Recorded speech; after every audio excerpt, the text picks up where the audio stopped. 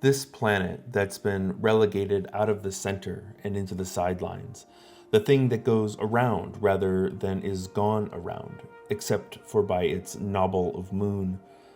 This thing that harbors we humans who polish the ever larger lenses of our telescopes that tell us how ever smaller we are, and we stand there gaping. And in time we come to see that not only are we on the sidelines of the universe, but it's a universe of sidelines. There is no center, just a giddy mass of waltzing things.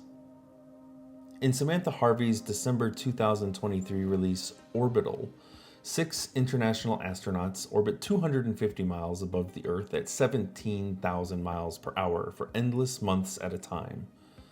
Life on board the space station is brutal, inhuman, overwhelming, lonely, extraordinary, and magnificent. The astronauts exchange emails with friends and family, but they find it a struggle to connect to relations back on Earth. Life aboard the space station is either too mundane or too extraordinary.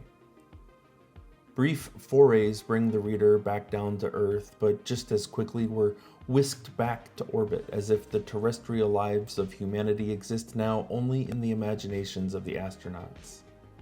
Parallels to drifting castaways come to mind. Halfway through the novel, I get the funny sensation that I have always known what it's like to live isolated in zero-G for a year. I find myself agreeing internally with the author as if I could possibly know that Samantha Harvey got everything just right. Her formidable writing absorbed me so completely. The spacewalk made me dizzy and tense. The food was tasteless in my mouth. 2 hours a day on the exercise bikes. Experiments on muscle wastage in space. Experiments on mice and with flammability. The cultivation of cabbage and wheat.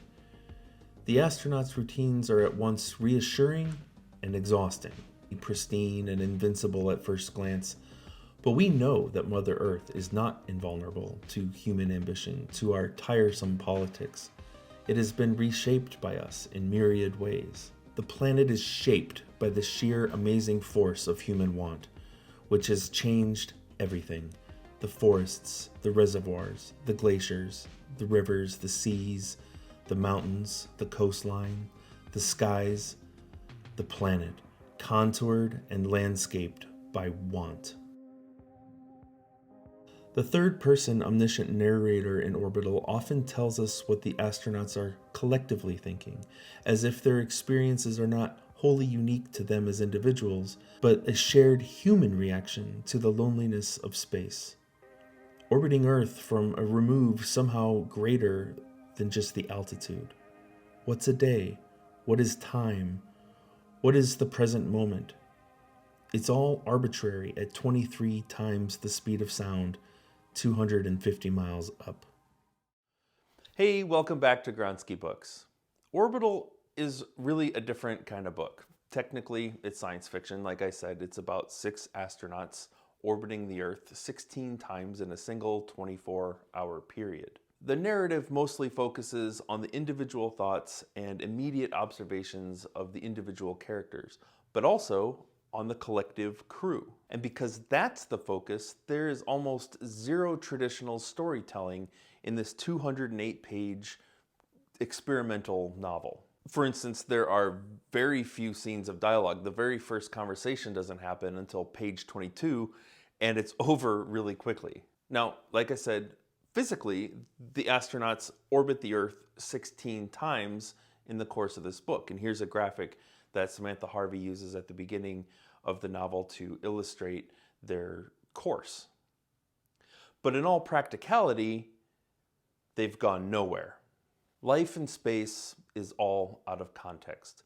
In order to sort of tether time to something countable, one of the astronauts tallies moon counts as it appears and disappears out the port window.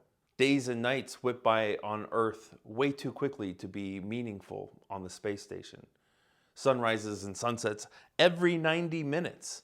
Imagine how meaningless the day-night cycle would be at that rate. Orbital is tremendously, meticulously researched, and Harvey credits her contacts at NASA for all the quality research on the acknowledgments page of the book. But this book is much more than just a research dump. Harvey's synthesis of technical data into an artful narrative was sublime. Sublime. And she deserves all the credit for that. Now, I'd forgotten how I'd first heard of Orbital, but wherever I heard of it, I pre-ordered it months and months ago. And when it shipped a couple of weeks ago and showed up at my door, it was a huge surprise. And it's just really nice to know that I can trust past Eric's judgment so that when he buys a book, present time Eric can enjoy it. And so that was actually a really nice Christmas surprise. So thank you, past Eric, for thinking of me. So I read Orbital in a single sitting. I'm not a very fast reader, and it took 4.5 hours to go cover to cover, and that includes taking notes on my phone as I went along. But I wanted to read this in a single day as the book is set in a single day, and I recommend that everybody who reads this at least tries to do the same thing. It was a terrific way to absorb this story, and not a bad way to spend an evening.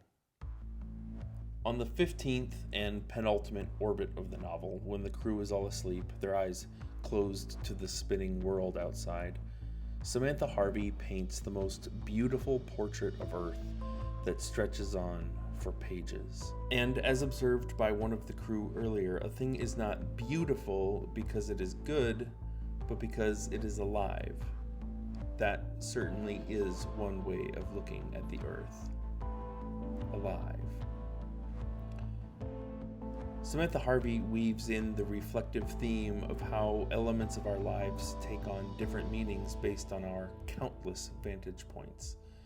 This endless parade of perceptions leads to endless interpretations.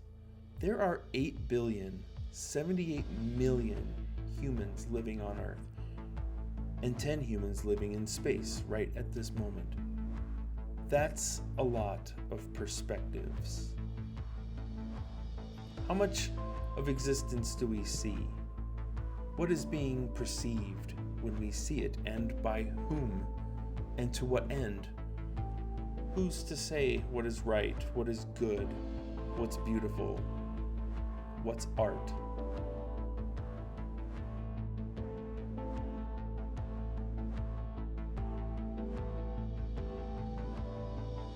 I have been Eric Gronsky, and until next time, read something good.